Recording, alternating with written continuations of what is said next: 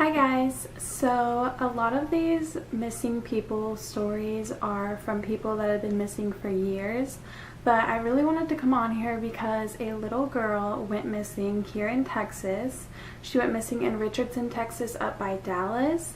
I live in Houston, but still this hits really close to home because I do live here and I do have an 8-month-old son.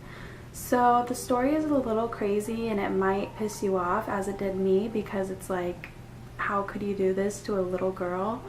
But apparently her father sent the 3-year-old little girl, her name is Sherin Richardson, I might not be pronouncing that right. He adopted this little girl from India and she wouldn't drink her milk at 3 a.m. so he put her outside in an alley standing by a tree behind their house at 3 a.m. Sketch. So he said he went back into his house and was doing laundry and cleaning up. I don't know what kind of tweaker is doing laundry at 3 in the morning, or cleaning at 3 in the morning, but apparently he was doing that, and when he went back out 15 minutes later, she was gone. Get this. Her dad waited 5 hours to call the police about his missing daughter. 5. Who went missing at 3 a.m. A little 3-year-old girl. So she went missing, I don't know if I already said this, she went missing Saturday, October 7th. So to make matters even worse, the little girl has a disability that makes it hard to communicate, and when a lot of people were asking why she was drinking milk at 3 a.m., the dad said that when they adopted her from India, she was malnourished and that she was on a strict schedule to, get more fat on her, to just eat more, I guess, so that she wasn't so tiny, and so she was on a strict schedule, which makes sense, but it doesn't make sense why you would put a 3-year-old outside at 3 a.m. behind an alley. Like, I wouldn't even go out there if I lived there to take out the trash or something. Why would you leave a little girl? They also said the house backs up to railroad tracks and there's been coyotes seen back there. So the 3-year-old little girl Sherin was last seen wearing black pajama pants, pink flip-flops, and a pink shirt.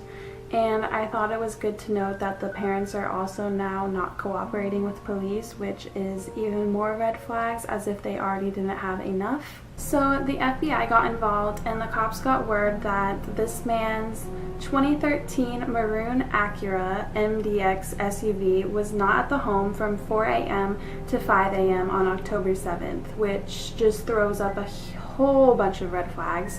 This man waited till 8 a.m. to call the police. What was he doing with his car between 4 and 5 a.m.? He waited 5 hours to call the police, which is sketchy. If your child is missing, I would call that very second, as soon as he came back and realized that she was gone.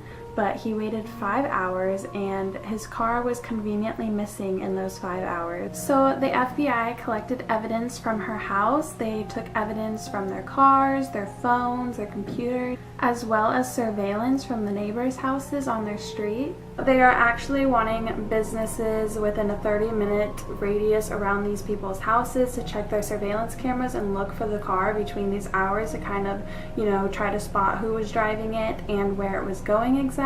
So Wesley Matthews, he's 37 years old. This is the adoptive father of this little girl. He was arrested last Saturday for child endangerment, and he bailed a $250,000 bail and now has an ankle bracelet and is now on house arrest. So he did get arrested, but he posted bail, so he's out now. This couple does have another 4-year-old daughter, and she was removed from the home and placed in child protective care, so she was no longer with them either, but their 3-year-old little girl is still missing. So I will post a picture here and the number to call if you guys have any information on this. Please call this number because this is just so sad to me. I can't stand when little kids go missing. It just honestly breaks my heart. So I wanted to make this quick video just to get it out there. I haven't really seen anyone do this, and it's a pretty big story here in Texas. So thank you guys so much for watching, and I will see you in my next video.